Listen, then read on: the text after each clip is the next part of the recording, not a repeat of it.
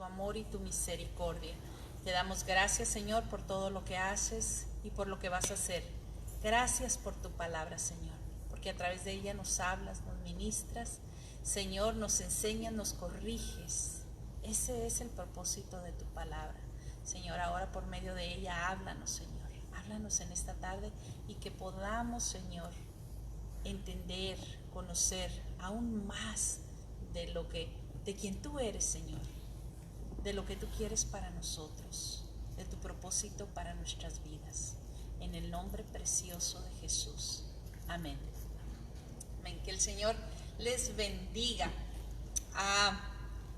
Vamos mire, en esta tarde, el capítulo 7 de Primera de Reyes es un poquito, ¿qué pudiéramos decir? Es un poquito largo, un poquito detallista, podríamos decirlo de esa manera, porque va a detallar, va a decir en detalles acerca de la construcción, acerca de la preparación de la casa de Salomón, todo lo que él hace, todo lo que prepara. ¿Se acuerda que en el capítulo 6 describe el santuario o el lugar, la casa para Dios? Ok, vamos a ver en el capítulo 7 lo que es, y no quiero detenerme mucho porque no hay mucho detalle que pudiéramos hablar más de lo que la escritura lo está dando a conocer o explicando. Y es en el capítulo 8 donde vamos a hacer un poquito más de énfasis, ¿sí?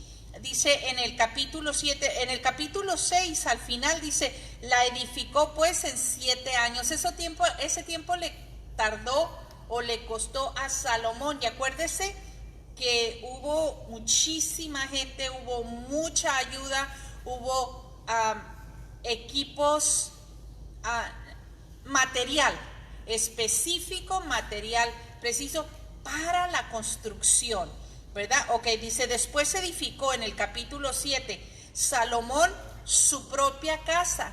Fíjese el tiempo que le tomó para la casa ahora de Salomón. En 13 años y la terminó toda.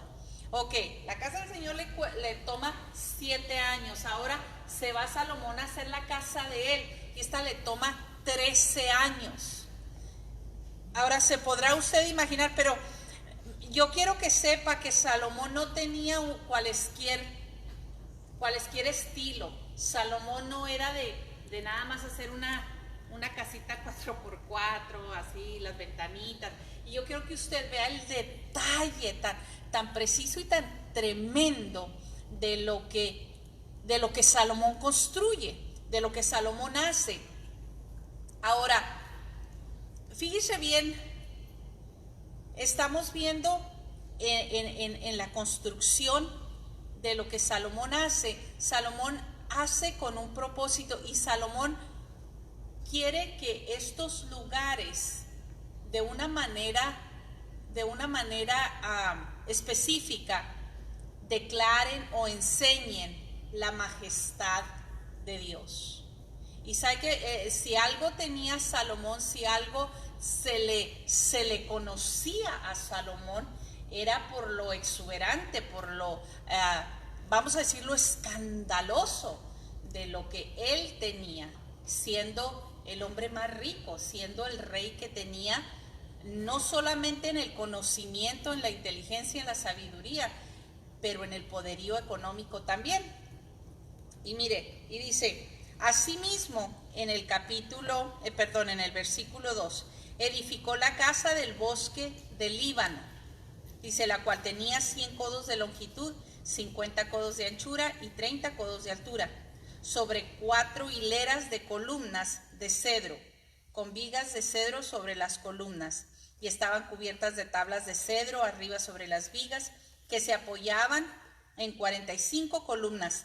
Cada hilera tenía 15 columnas. Yo creo que nada más se vaya dando una idea de lo que era este tipo de construcción. Dice, y había 3 hileras de ventanas, una ventana contra la otra en 3 hileras. Todas las puertas y los postes eran cuadrados y unas ventanas estaban frente a las otras en 3 hileras. También hizo un pórtico de columnas que tenía 50 codos de largo y 30 codos de ancho. Y este pórtico estaba delante de las primeras con sus columnas y maderos correspondientes. Hizo asimismo el pórtico del trono en que había de juzgar, el pórtico del juicio, y lo cubrió de cedro del suelo al techo. Y la casa en que él moraba, en otro atrio dentro del pórtico, era de obra semejante a esta. Edificó también Salomón para la hija de Faraón, que había tomado por mujer, una casa de hechura semejante a la del pórtico. Esto nos hace creer, nos hace pensar que la hija de Faraón, esta tenía un lugar especial en la vida de Salomón. Fíjense bien que es de las pocas, aparte de la Sulamita, es de las pocas que Salomón menciona. Así es que tenía que haber sido una de las predilectas, de las preferidas, y a la que se menciona que también le edifica casa. Ahora imagínense que Salomón se hubiera puesto a hacer casa para cada una. Diríamos que teníamos el desarrollo de Infonavit ahí, tendría por todititos lados.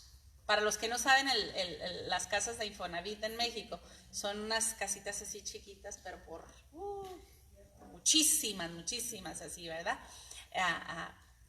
Colonias enteras así. Pero cabe mencionar que la Biblia es específica y nos dice que Salomón le hace casa a la hija de Faraón. Ahora, mire, yo quiero que usted se dé cuenta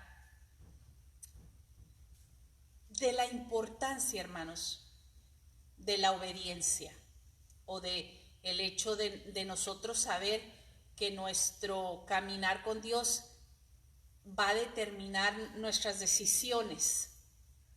¿Se acuerdan que una de las cosas que Dios le había pedido a Salomón nada más era que guardara sus mandamientos, era que guardara caminar en sus estatutos?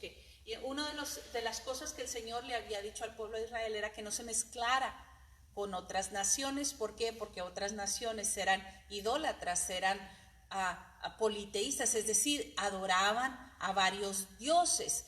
Faraón o los egipcios no eran diferentes. Ellos tenían muchísimos dioses, tenían dioses de todo. De hecho eran, pues hasta la fecha son de los que tienen ídolos grandísimos. Imagínese casarse con la mera de esa nación. O sea, no se estaba aliando con cualesquiera, hermanos. Ahora, este es el pensamiento muchas veces, que yo voy a cambiar a la persona. No es eso lo primerito que pensamos, es que yo le voy a cambiar. Yo le voy a cambiar, yo la voy a cambiar, yo lo voy o la voy. Pero ese es el pensamiento de todo, y no me extrañaría que ese hubiese sido el pensamiento de Salomón, o que simplemente Salomón ni siquiera tomó en cuenta que era una de las mujeres que más le iba a traer perdición a su vida. Porque si nos ponemos a analizar tantito, eso fue lo que acaba la vida de Salomón. El inclinar su corazón a los dioses de cada una de las mujeres. Y yo creo que esta mujer, la hija de Faraón, no tenía una sola imagen, no tenía un solo ídolo. Y todos esos, ella los iba a traer a su casa. Y ella los iba a traer a esta nación. Qué impresionante. Ahora, dése cuenta por qué es tan importante nosotros guardar nuestro corazón de todo lo que Dios dice, que no nos acerquemos a ello. Fíjese, escuchaba el día de hoy una predicación, bueno, escuchaba varias, una que se me hacía tan importantísima, era de las cosas que nosotros debemos mantenernos fuera, o de las cosas que nosotros debemos de mantener distancia, y cómo muchas veces nosotros lo menospreciamos el consejo de Dios. Menospreciamos lo que la palabra nos dice y cómo la palabra nos aconseja, y llegáramos a creer hasta que nosotros somos más listos que la palabra. Oh, no, pero yo no haría eso. Oh, no, pero yo no. Y ¿sabe qué? Es impresionante que cuando yo tomo o doy por sentado o creo que yo esa área ya la tengo bien controlada, es donde más el enemigo te va a probar que no es algo de lo que tú te tienes que exaltar, sino es algo de lo que tú tienes que cubrir y guardar y proteger. Y yo me ponía a pensar, bueno, ¿qué pasó con Salomón? ¿Qué pasó con este hombre que el Señor, fíjese bien, le dio sabiduría? Porque no era nomás inteligencia, hermanos, era sabiduría, era ser sabio, era entender entre el bien y el mal. Dios le dio esa capacidad para discernir, para determinar lo que era bien y lo que era mal, lo correcto y lo incorrecto. Ahora, esto me lleva a entender, hermanos, que al final del camino la decisión es suya y mía. O sea, Dios nos puede enseñar todo, y sabe que la palabra la tenemos. Yo no puedo justificarme ni puedo decir, ay, pues es que yo no sé. Si no lo sabías es porque no lo leíste, es porque no lo estudiaste, es porque no lo buscaste. Pero yo no puedo justificarme y decir que pues es que yo no sabía, porque la palabra la tenemos ahorita al acceso de nuestras manos, ¿verdad? Y cuando el Señor nos dice que yo, por ejemplo, no debo de hablar de nadie, me dice que no lo debo de hacer, y así debe de ser. Yo no debo de hablar. Si el Señor me dice que no levante falso testimonio de nadie, no debo de levantar el falso testimonio. Si el Señor me dice que yo debo de ser fiel a Dios antes que a los hombres, así tiene que ser. ¿Me entiendes? Entonces, cuando vemos que el Señor le había advertido a Salomón, Salomón no es que se dejó engañar, hermanos. Salomón desobedeció abiertamente. Y sabe que ese es el peligro con nosotros como cristianos, que creamos, que pensemos que pues lo tengo aquí, ¿me entiende? Que ya estoy como, en otras palabras, pues bien plantado, yo ya tengo el conocimiento. No, o sea, ¿qué me dice la palabra? De la que yo tengo que obedecer, que tengo que estar pendiente, porque mi adversario, el diablo, anda buscando a quien devorar. Mire, ¿sabe? Una de las cosas que yo me pongo a pensar pero ¿por qué? ¿Por qué tenía que haber buscado? Lo que, mire, y lo bueno es que estamos puros adultos. ¿Qué iba a hacer Salomón con 1000 mujeres, hermanos? Póngase a pensar, ni siquiera una por año. Imagínese, se da cuenta, 1000. O sea, como que ni sentido tiene lo que nuestra cabeza, las acciones que hacemos como seres humanos, ni sentido tiene lo que nosotros llegamos a hacer cuando desobedecemos a Dios. ¿Sabe qué? Yo me pongo a pensar, ¿cuántas cosas como creyentes hacemos, hermanos, que no tienen sentido como creyentes? ¿Qué cosas hacemos nosotros como creyentes, conociendo la palabra y que la desobedecemos abiertamente y sin detenernos? Porque creemos que nosotros tenemos la razón, porque nosotros sí sabemos, porque a nosotros Dios nos está hablando, a nosotros Dios nos está dirigiendo, y entonces nos damos la libertad de desobedecer. a lo que se nos diga. ¿Sabe qué? La consecuencia no se va a dejar esperar. Por eso es que sabe que tenemos que estar bien conscientes de que cuando nosotros estamos aprendiendo del Señor, cuando nosotros estamos alimentándonos, una de las cosas que yo tengo que aprender es qué dice la palabra y en qué posición me pone a mí la palabra. ¿Qué es lo que está diciendo y qué aplica para mí? Para mí, ¿qué es lo que la palabra me está diciendo? Y sabe que para Salomón, el Señor le había dicho que no, pero como quiera él dijo, pues hasta casa le pongo. Y la casa en que él moraba, en otros atrios dentro del pórtico, era de obra semejante a esta. Edificó también Salomón para la hija de Faraón, que había tomado por mujer, una casa de hechura semejante a la del pórtico. Todas aquellas obras fueron de piedras costosas, cortadas, ajustadas con sierras según las medidas, así por dentro como por fuera, desde el cimiento hasta los remates, y asimismo por fuera hasta el gran atrio. El cimiento era de piedras costosas, piedras grandes, piedras de 10 codos y piedras de 8 codos. De ahí hacia arriba eran también sus medidas y de madera de cedro. En el gran atrio alrededor había 3 hileras de piedras labradas y una hilera de vigas de cedro, y así también el atrio interior de la casa de Jehová y el atrio de la casa. Y envió el rey Salomón e hizo venir de Tiro a Hiram. Hiram este era un hombre que trabajaba con el acero, que trabajaba muy bien, era manual este hombre, dice, hijo de una viuda de la tribu de Neftalí. Su padre, que trabajaba en bronce, era de Tiro, e Hiram era lleno de sabiduría, inteligencia y ciencia en toda obra de bronce. Este pues vino al rey Salomón e hizo toda su obra.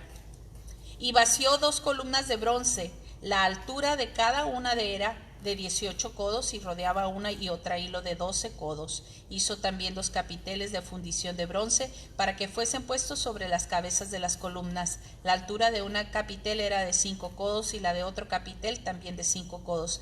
Había trenzas en manera de red y unos cordones a manera de cadenas para los capiteles que se habían de poner sobre las cabezas de las columnas, 7 para cada capitel.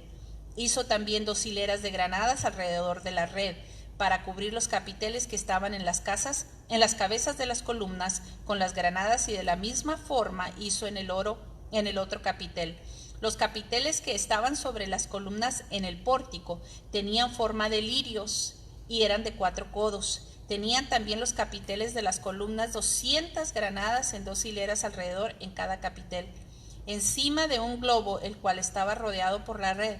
Estas columnas erigió en el pórtico del templo, y cuando hubo alzadas las columnas del lado derecho se puso por nombre Jaquín, y alzando la columna del lado izquierdo llamó su nombre Boaz, y puso en las cabezas de las columnas tallado en forma de lirios. Así se acabó la obra de las columnas.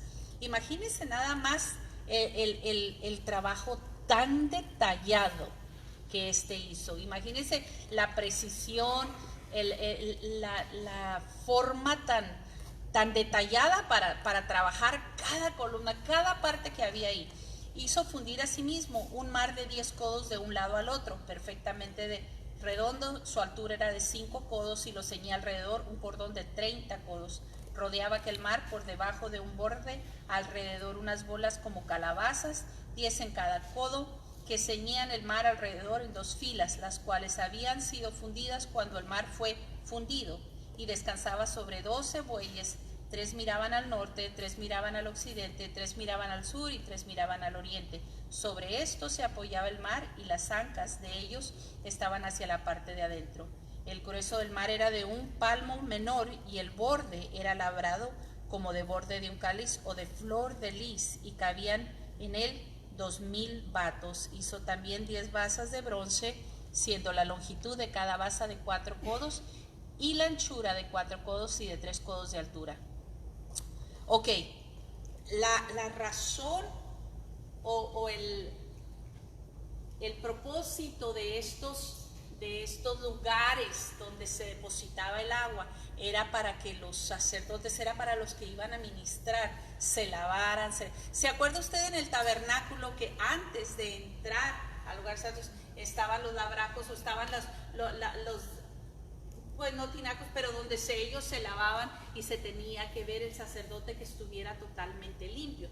Y el agua tenía que ser tan transparente, y luego la hechura del tinaco que había era de tal manera que el sacerdote podía ver su rostro y se podía ver si había alguna mancha en él.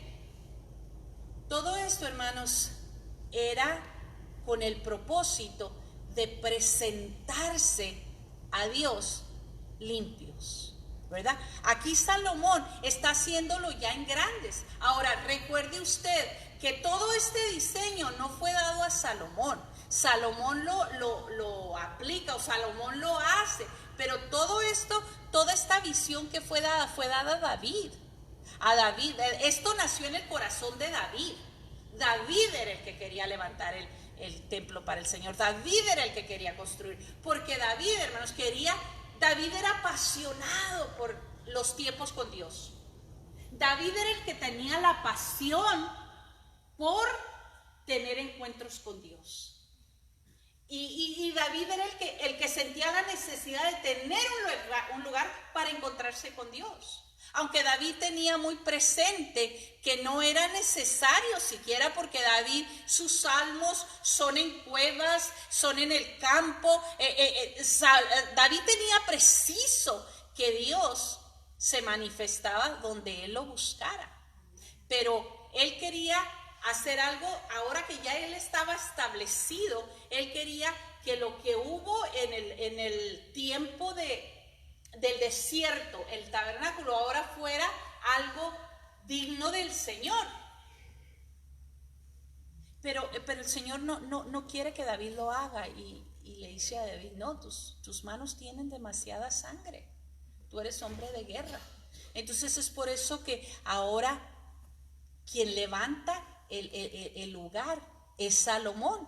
Y acuérdense que dice, y había paz total mientras estaba Salomón. ¿Por qué? Porque Salomón era un hombre de paz. Salomón no era de guerra, Salomón no era contencioso, Salomón no era uno que anduviera en la batalla. Ese no era Salomón.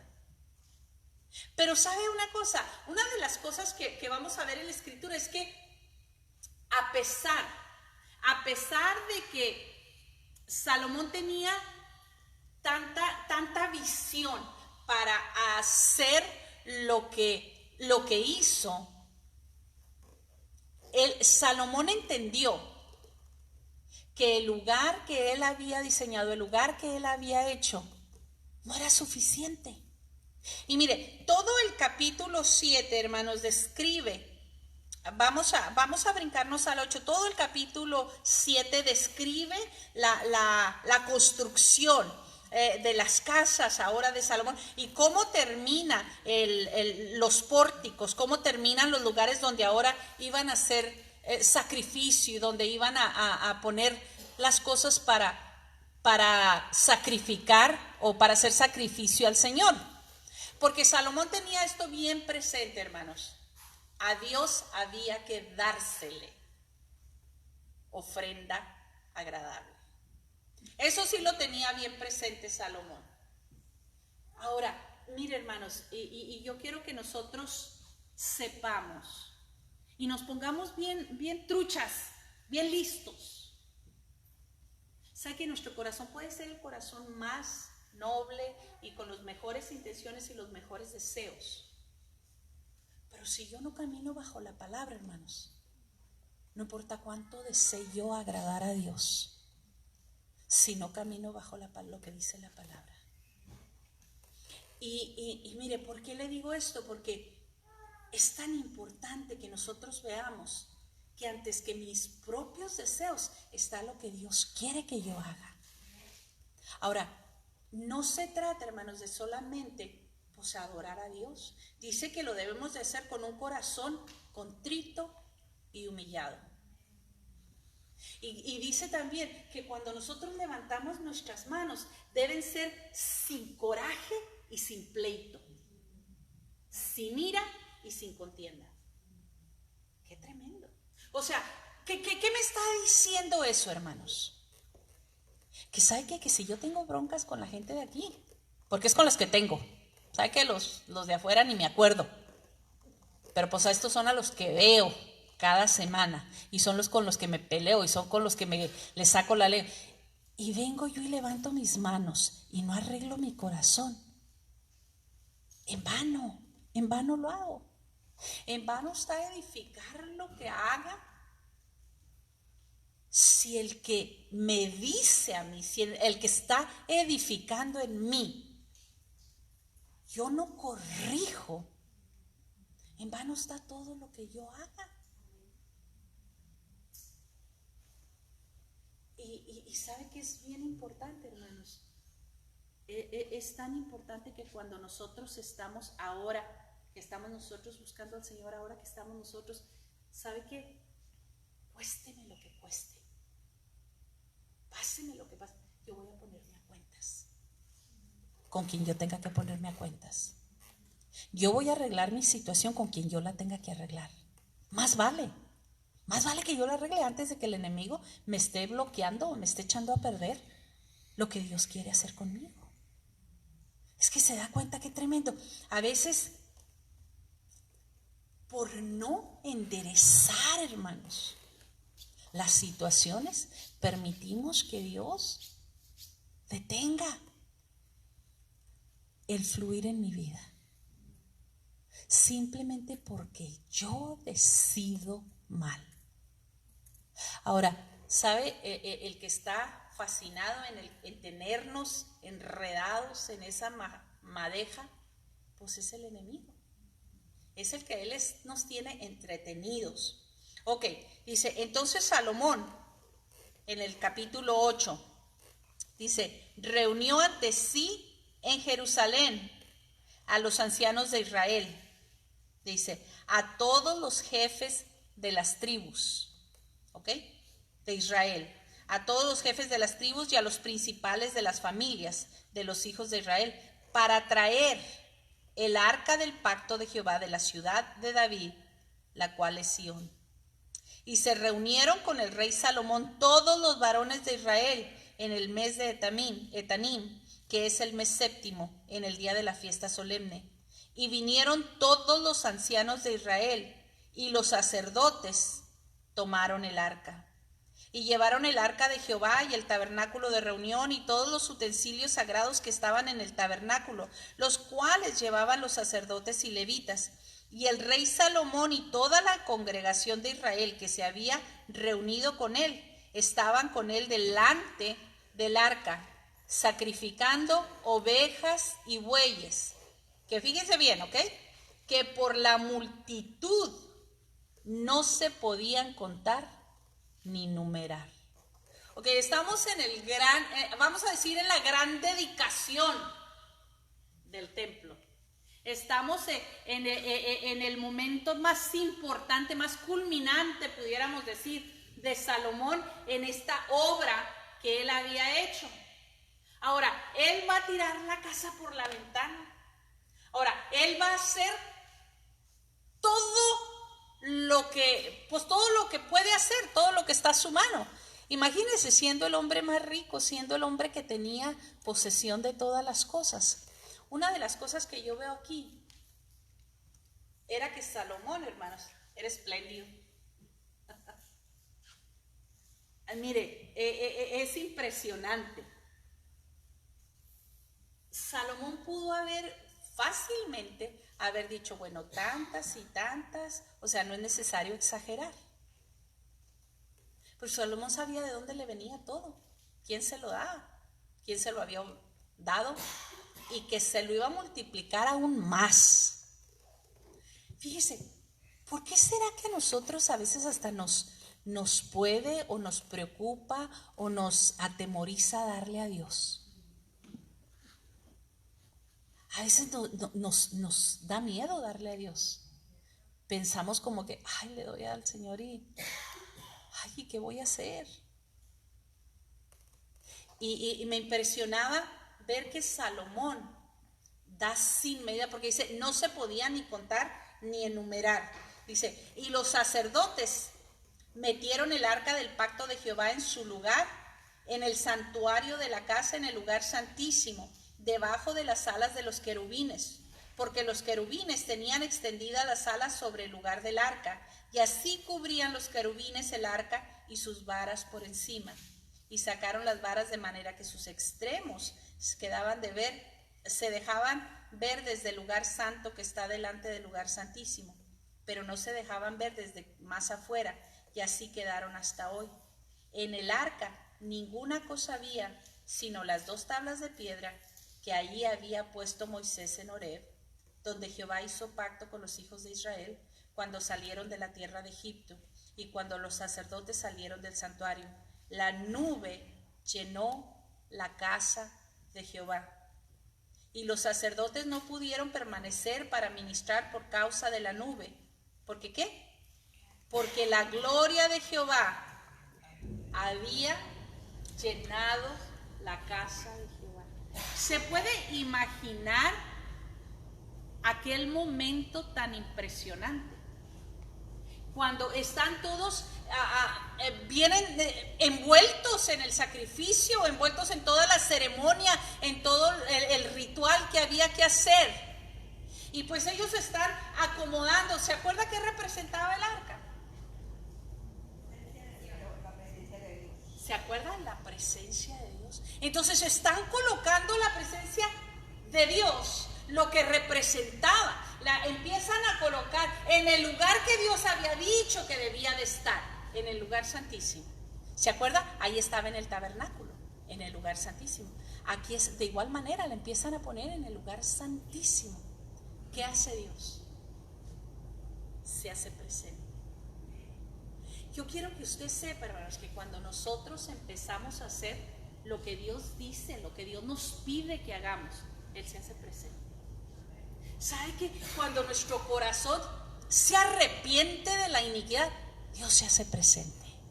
Cuando nosotros empezamos a darle, a retroceder en nuestro mal caminar y empezamos a enderezar nuestros pasos, Dios se hace presente. Cuando yo empiezo a cambiar mi actitud de la que no debe de ser, porque yo sé que no debe de ser, Dios se hace presente. ¿Cuántos de aquí? Ok, ¿cuántos de ustedes saben cuando están mal? Así, sinceramente, que usted dice, no hombre, la regué gacho, la regué horrible. Y usted sabe, y sabe que, y lo dijo y dice, ay, cómo no me mordí la lengua antes de decir eso. ¿Cuántos de nosotros sabemos que cuando hacemos nuestras acciones, cuando decimos, cuando actuamos y estamos mal? ¿Verdad que yo creo que 99.9999%, yo creo el 0.00001 que no se da cuenta era porque estaba dormido, yo creo? Pero yo creo que en su mayoría todos nos damos cuenta cuando la regamos, cuando decimos, cuando hacemos. Pero tú dices que por el espíritu nos redarguye o cualquier persona se da cuenta. No, mira, por ejemplo, aquí como creyentes, el Espíritu Santo es el que te hace sentir. ¿Sabe qué? La maldad que hay en nosotros, como le dijera, sin el Señor podemos hacer porquería y media y no hay nada. Simplemente veámoslo ahorita en estos tiempos. Veámoslo ahorita en estos tiempos. Una ley que ustedes sabían, ¿verdad? Que estaba, no sé si se aprobó, estaba en debate no era ya antes de que naciera el niño, hermanos. 28 días después de nacido. O sea, ya el niño al mes. Se da cuenta cuando ya lo hueles y hueles su pielecita y que ya el bebé te ve y que ya el bebé se empieza a sonreír a veces y que, bueno, ¿cuántas cosas ya al mes un bebé empieza a hacer? Ok, la Micaela y dijo, bueno, pues, o sea, si no estás muy segura que vas a ser una buena mamá, si no te gustó la nariz porque le salió al niño un poco chueca, porque las orejas se le hicieron así, tú querías que estuvieran así, qué sé yo, podemos asistirte para que le quites la vida en los primeros 28 días y poder creer que haya gente que estén de acuerdo. No, estamos en tiempos así que yo nunca me imaginé, que yo pensaba van a ser los tiempos del apocalipsis, en el que nosotros no veremos eso, en los que los hombres van a decir, es una injusticia que no me dejen casarme con mi amado, o viceversa, las mujeres diciendo, pero ¿quién ha dicho que yo no me puedo casar con la mujer que yo amo? Y deje usted no solo eso, yo estaba aterrorizada el domingo, hermanos, que veníamos, hablando de lo que nos dice Martín, ¿verdad? ¿Quién nos puede redarguir o quién nos puede traer convicción? El domingo que veníamos a la iglesia, pasamos ahí por la placita y pues ya iban a tener, yo creo, su desfile o su fiesta, sabrá Dios qué iba a ser, ¿verdad? Pero del orgullo. Lo horrible, hermano, no era tanto pues ver todo ahí, lo tricolor, lo de todos los colores, y no era eso, hermanos, era que yo volteo y una señora con el esposo ahí a un lado, bajando los carritos con sus bebés, yendo ahí. O sea, ahorita ya no es nada más si tú practicas ese pecado. O sea, ahorita ya se aplaude y ya se dice, está bien, déjenlos.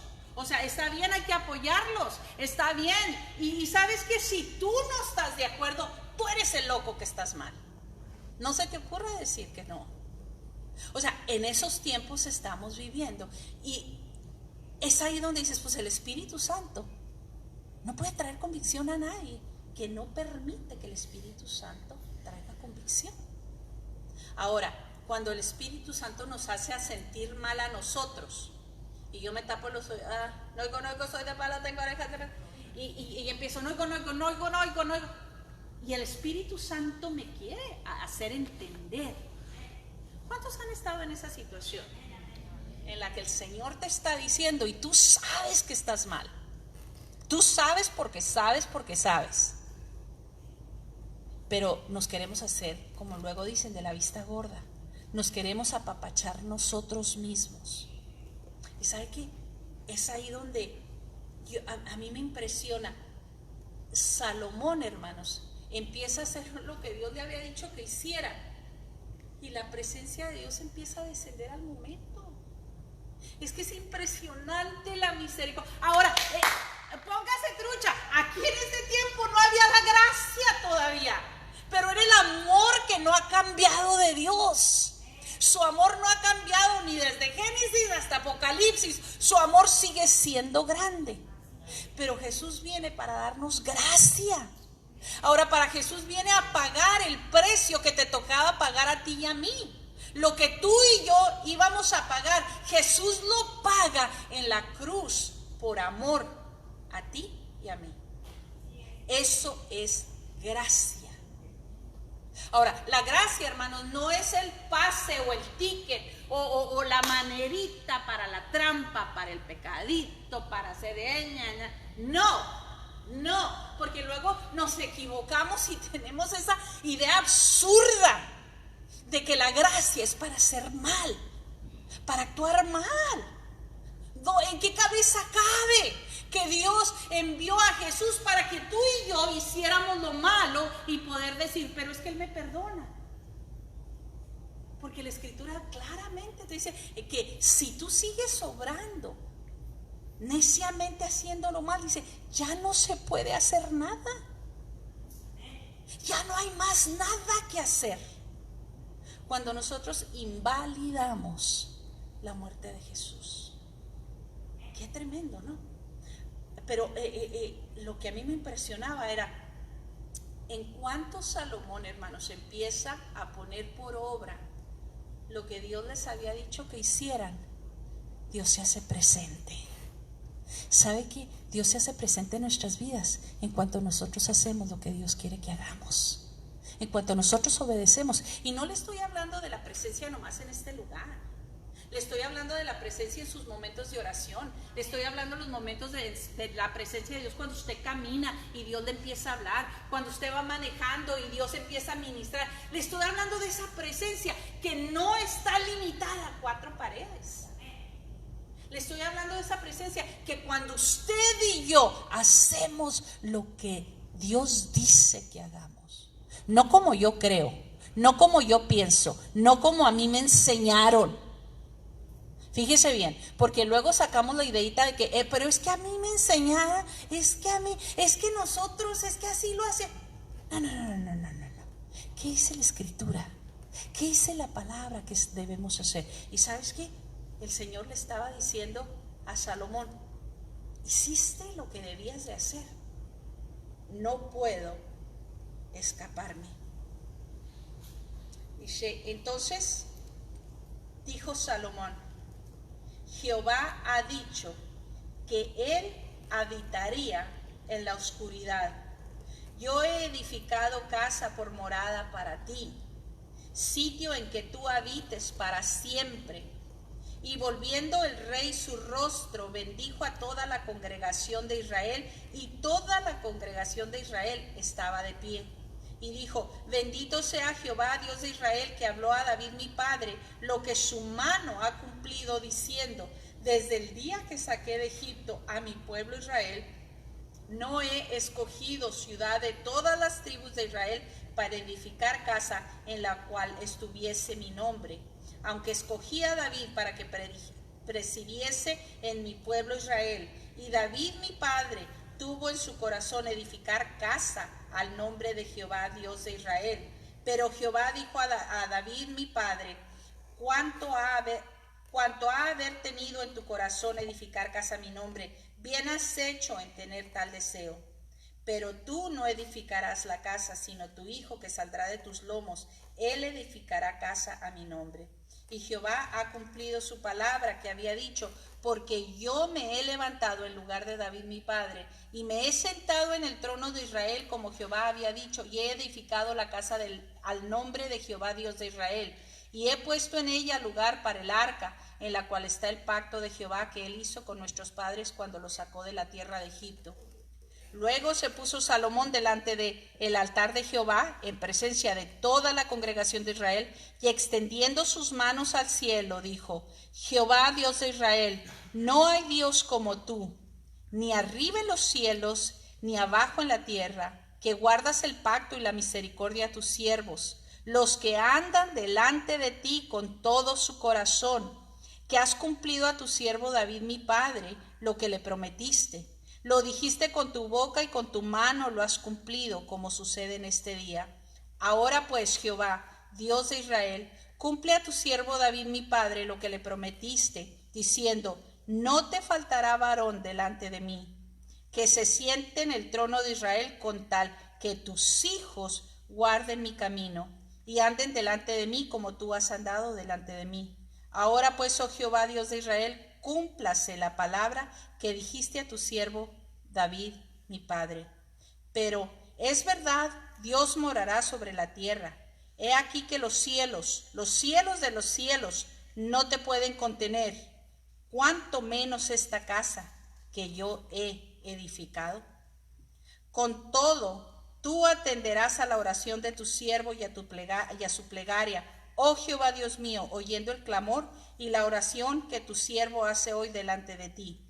Aunque estén tus ojos abiertos de noche y de día esté sobre esta casa, sobre este lugar, la cual has dicho, mi nombre estará ahí, y que oigas la oración que tu siervo haga en este lugar.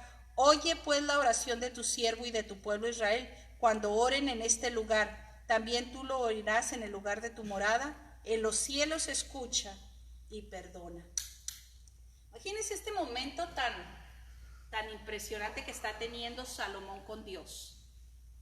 Y Salomón está diciéndole a todo el pueblo, estoy haciendo lo correcto, estoy haciendo lo que Dios me pidió hacer. Salomón está dando al conocer al pueblo que por tal acción, lo que Dios había prometido, Dios lo está haciendo. Ahora, mire, esta es la cosa. Pensáramos que Dios está obligado a hacer lo que Él dijo que haría, aunque nosotros no hagamos lo que debemos hacer. ¿Me entiende? ¿Sí me entiende lo que le estoy diciendo? O sea, que Dios va a hacer porque dijo que lo haría, aunque yo no le haga caso. Y lo vamos a ver con Salomón. Dios le había prometido a Salomón. Y cómo Dios retira la presencia. Mire, creemos, hermanos, que porque nosotros venimos al Señor, Dios tiene la obligación de levantar a nuestros hijos en Él, porque ya nosotros vinimos y porque ya nosotros estamos aquí, ¿no? El Señor nos dice claramente, ¿qué dice? Instrúyelo. ¿Instruye a quién? Al niño, ¿verdad? Desde pequeño dice, para que cuando sea viejo, y aún cuando sea viejo, no se va a apartar de ti. Entonces, una de las cosas es, a veces yo creo que porque yo traje al niño a la iglesia, Dios tiene la obligación de que este hijo crezca y sea todo un siervazo de Dios. ¿Qué instrucción me da Dios a mí? Instrúyelo en mi camino. Enséñale. En otras palabras, usted no puede ir a la escuela de medicina y nomás porque fue a la escuela de medicina agarrar un título. Usted tiene que ir y aprender y pasar los exámenes para que usted obtenga un título, ¿verdad? Y eso es en cualquier cosa. Usted tiene que ir y aprender. Le van a instruir y entonces usted aprende y usted recibe lo que usted aprendió. ¿Sabe que eso es lo mismo con nosotros los creyentes? No es solamente el venir, hermanos. Es el ser instruidos. Es el aprender. Pero a nosotros Dios nos dice que no nomás seamos ¿qué? Oidores, que no nada más escuchemos, sino que hagamos lo que la palabra nos está diciendo que debo de hacer. No solamente debo de oír, pero debo de hacerlo, ¿verdad? Ok, entonces cuando yo actúo, cuando yo hago lo que la palabra me está diciendo, entonces Dios está en compromiso total conmigo. Es impresionante cómo Dios se compromete contigo y a lo mejor, mira, a lo mejor Dios va a hacer lo que sea para volver a traerte por el compromiso que Dios tenía. Pero al final del camino somos tú y yo quien decidimos. ¿Sabe que eso es lo más impresionante en la relación cristiana? Esto es lo más, podríamos decir lo más emocionante, pero es lo más impresionante, que todo depende de la decisión que yo tome. O sea, yo puedo decirle al Señor que sí o puedo decirle que no. Mire, en otras religiones, pues en la mayoría no hay esperanza, pero en otras es porque a fuercitas el azote tienes que hacerlo, tienes que creerlo. Y con el Señor, hermanos, el Señor nos da una libertad total, completa. ¿Sabe que así nos da la misma libertad para poner por obra su palabra? Exactamente igual. Exactamente igual. A diferencia, hermanos, que cuando yo empiezo a entender que su palabra es viva y eficaz y que es más cortante que una espada de dos filos y que penetra hasta partir el alma y que escudriña las intenciones de nuestros corazones. O sea, que la palabra es tan poderosa y yo le doy ese valor a la palabra. ¿Sabe que entonces Dios empieza a tratar aún más conmigo? Empiezo a entender mucho más de la palabra, de lo que Dios quiere que yo aprenda. Ahora, añádale a eso, no solamente que estoy aprendiendo sino que lo estoy obedeciendo. ¿Me entiende? Mire, a veces tenemos, Y yo no sé, a veces tenemos la lucha de que sí, pues una cervecita será mal o no, una chelita, y ahora que hay de todititos los sabores sabidos y por ahí que sí, mango, piña, naranja. Bueno, ahora es una locura. Ahora hay cerveza sin alcohol. Pues, ¿para qué la quiere, pues? O sea, ¿para qué quiere tomar algo que no te emborrache? O sea, ¿qué es la idea? ¿Qué cree usted que es la idea? Ahora de, pues, por ejemplo, echarme una cervecita, pero sin alcohol. O sea, y sí, no tiene alcohol, pero ¿qué es la idea de tomarme algo? ¿Por qué? ¿Por qué piensa usted? Diga, no se sienta mal, diga. ¿Por qué cree ustedes que es que tenemos que queremos? Bueno, y miren, no voy a pensar que yo estoy en contra ni mucho menos, pero hasta la carnita se le pone la cerveza, porque le da muy buen sabor. O sea, yo no tengo problema, no vaya a creer que, ay, yo me espanto porque le pone cerveza. No, pero a mí me da la misma si le pone cerveza o no. Polaza, pues todo se le quita. Ahora, ¿qué sabor le da? Pues yo no sé. Pero, ¿por qué cree usted que es que estamos tratando de buscar lo más mínimo que se pueda? O sea, es que si me dan chancita, o sea, si puedo llegar hasta aquí, así, hasta ahí llego. A mí, no le voy a pegar, pero hasta donde pueda. No es el hecho de que siempre queremos estar satisfaciendo la carne, estar satisfaciendo nuestros deseos. O sea, y en eso entran muchas cosas, hermanos, muchas de las que, ¿sabe qué? No es para condenar, no vaya a creer que yo le estoy diciendo, está pecado eso, pero ¿por qué estamos queriendo buscar las cosas de las que Dios me saca? Ver hasta dónde puedo llegar. Sí, César. Pienso que del ejemplo que usted está dando, muchas veces estamos buscando licencia para pecar. Cuando tenemos la oportunidad, ¿será que sí puedo llegar hasta este límite? Cuando yo estoy completamente convencido que este tema, para mí, este tema del pecado, tiene que partir de raíz, porque es como abrir puertas a que mi vida empiece a probar por el ladito, volver atrás. Mire, como algo tan porque es muy, hermanos, la palabra se me está yendo, es muy, causa mucha, es muy controversial, es de mucho pleito. Todos estos movimientos que ahora andan, los movimientos de género, los movimientos del aborto, todos esos movimientos, hermano, pero usted podría creer que son pleitos en la iglesia.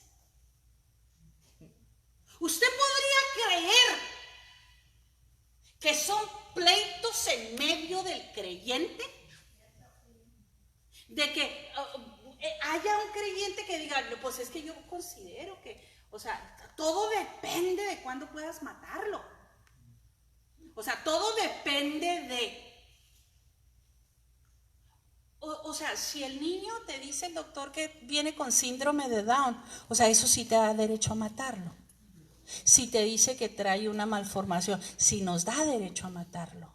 O sea, si te dice que trae o sea, ¿por qué no decidimos darle al Señor esa criatura? Señor, si es tu voluntad que viva, Señor, pero yo no terminaré con su vida.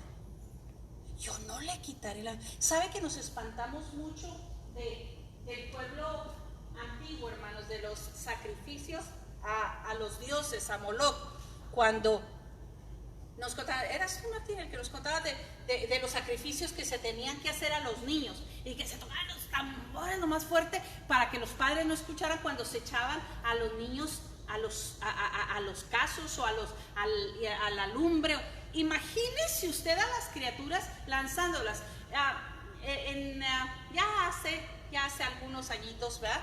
cuando Reggie y yo, la primera visita que hicimos a Cancún, fuimos en uno de los paseos que hicimos, y en uno de los paseos nos llevaron a un cenote, pero ese cenote es un cenote sagrado, y la verdad ni siquiera ya ni me acuerdo dónde era, y era un cenote sagrado, y por la razón que era sagrado era porque ahí tenía poca agua, pero nadie se metía ahí. ¿Por qué? Porque ahí era un lugar donde hacían sacrificios a los niños. Y les preguntamos ahí, ¿verdad? Todavía está, y dijeron, no, casi la mayoría de los esqueletos se sacaron, se limpió el lugar. Ahora, ¿cuándo fue yo no sé, ¿verdad? Pero dijeron que ellos que habían limpiado, pero eran centenares y centenares de que cuando nacían los niños, los daban en sacrificio, el primero, y lo iban y lo lanzaban a ese de agua, un pozo inmenso de agua, iban y se lanzaban. Lo impresionante era que los que lo daban se sentían privilegiados de haber dado al Dios ese niño. Imagínense qué monstruosa situación. Y estamos aquí hablando de unas cuantas millas de distancia, como lo es Cancún, como es la parte sur de México. Ahora nos espanta nada más pensar los sacrificios que se hacían en la antigüedad. En el día de hoy, hermanos, estamos peor.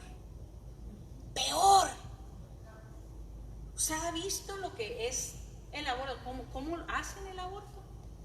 Cortan a pedazos, cortan el bebé, y se ha visto, se enseñan videos. En una ocasión me tocó ver cuando yo asistía a un programa y nos enseñaban y cómo el bebé se escondía cuando metían la pinza, y cuando mete el doctor la pinza, y el bebé trata de esconderse y trata de esquivar, y se hacía a los laditos para que no le tocaran las pinzas que lo van a cortar y lo van a hacer pedazos. Porque ya para esto el niño ya está formado, ya está en pleno crecimiento. ¿Podrá creer que eso lo debatimos en la iglesia? ¿Puede usted creer que eso sea un punto para debatirse de que si nosotros lo aceptamos o no? Hermanos, estamos en una situación, y entonces nos preguntamos, hermanos, ¿por qué la presencia de Dios está ausente en nuestras reuniones? ¿Me entiende? ¿Sabe una cosa? En cuanto el pueblo de Dios empezó a reconocer, Salomón, a pesar de que, bueno, todavía en este momento no entra en toda su depravación, pero todavía en este momento Salomón empieza a reconocer que es el Dios vivo, y empieza a decir, ¿sabes qué? Ni aún los cielos de los cielos de los cielos te pueden contener, mucho menos es este lugar. Y ya en la presencia de Dios se había manifestado. ¿Se da cuenta? Y Moisés está diciendo, aún con toda esta belleza que he edificado, no puedes estar aquí. Este lugar no te puede contener. ¿Sabe que porque esa es de las peores barbaridades, hermanos, que podemos declarar? Que es hasta una forma pagana de decir que estas son las casas de Dios. No, son nuestros lugares de reunión. Dios no puede tener una casa aquí. Fíjese bien. ¿Quién es la iglesia? ¿Quién es la iglesia? Nosotros. Usted y yo. Y dice que Él habitaría en medio de su iglesia. Dice Corintios que usted y yo somos ¿qué? Templos. Somos el templo ¿de quién? Del Espíritu Santo. Entonces, ahora imagínense, hermanos, cuando todo lo que se nos está viniendo en estos tiempos, y le quiero hablar crudamente, le quiero hablar así, sin tapujos, como luego decimos, sin cubrir nada, porque eso es lo que es pecado. ¿Sabe que eso es lo que es el pecado? ¿Sabe? Ahora a nuestros niños, no le estoy hablando de los adolescentes, Le estoy hablando de nuestros niños de 4 o 5 años. Los quieren adoctrinar. Les quieren empezar, bueno, no les quieren, les están enseñando. Ahora, ¿sabe qué? Ahora que estaba con lo de la pandemia, y lo que más a mí me desespera es que los padres no hicieran nada. ¿Sabe qué? Dándoles a los niños que las mochilitas con el orgullo, que las botellitas o los vasitos del orgullo, todo para que los niños trajeran el orgullo. Los niños, hermanos, los niños en la escuela pública. Los niños. Me refiero a niños y niñas. Pero desde los 5 años hasta los 10, 11 años. Donde todo se les está poniendo. ¿Sabe que los niños ni siquiera tienen idea? Ellos ven la mochilita y pues es una mochilita nueva, ellos vueltos locos. Pero se da cuenta nosotros ¿qué estamos haciendo? Nosotros, hermanos, permitiendo que el enemigo venga a poner eso en la mente nuestra. Porque sabe que ahora la iglesia, no lo dude, que anden ahí en motines, gentes de las congregaciones, con sus banderitas, fuera fulanito. ¿Se da cuenta que? ¿Y qué es eso, hermanos? ¿Sabe qué? Es cuando nosotros no nos paramos a hacer lo correcto que Dios dijo que debíamos de hacer. Y todo estriba, hermanos. ¿Sabe qué? Yo soy del pensamiento, no sé qué iremos a vivir, no sé qué se viene, no sé, y le soy sincera. No me tiene en afán, no me tiene en angustia lo que se pudiera venir. Lo que sí sé es que Dios será nuestro escudo. Lo que sí estoy segura es que Dios nos va a ayudar y nos va a sostener. Pero déjeme decirle una cosa, en esto sí tenemos que ser bien fieles, para que la presencia de Dios no escape de su vida. Para que usted camine con la presencia de Dios donde quiera que usted vaya. Sabe que ante todas las cosas, su corazón que esté fiel. Con esto cierro, con esto, mire, sabe que de veras, cortar, hermanos, de raíz, cortar de raíz todas las influencias que están atacando ya no son nuestros valores, hermanos. Ya no nada más son los valores, es lo que creemos. Porque sabe que nuestros valores es lo que la Biblia dice. La Biblia reprueba, hermanos, la homosexualidad, el lesbianismo. Dios lo reprueba abiertamente. No es de que si nos guste o no, Dios lo aborrece. Y sabe que de las más grandes compañías lo promueven. El otro día estaba yo viendo, no me acuerdo en dónde lo vi, y no me acuerdo de qué compañía, y están todos formados, promoviendo la compañía, y están todos formados así, y están así con los arcoíris, con las máscaras de arcoíris, con los uniformes de arcoíris. O sea, ahora ya no es si tú quieres o no, ahora es lo tienes que aceptar. Y sabe que, hermanos, como iglesia tenemos que pararnos. Como iglesia tenemos que proclamar lo que nosotros creemos. Como iglesia nosotros tenemos que declarar: Señor es más que suficiente sobre nuestras vidas, y nosotros vamos a hacer la diferencia. Usted y yo vamos a hacer la diferencia. Usted y yo nos vamos a parar y vamos a decir: Señor, ayúdame a caminar con lo que tu palabra dice que yo debo de hacer. Y empecemos con lo más facilito, hermanos, tener nuestra vida en orden, con lo más sencillito. Sirve. Antes de que cerremos en la oración,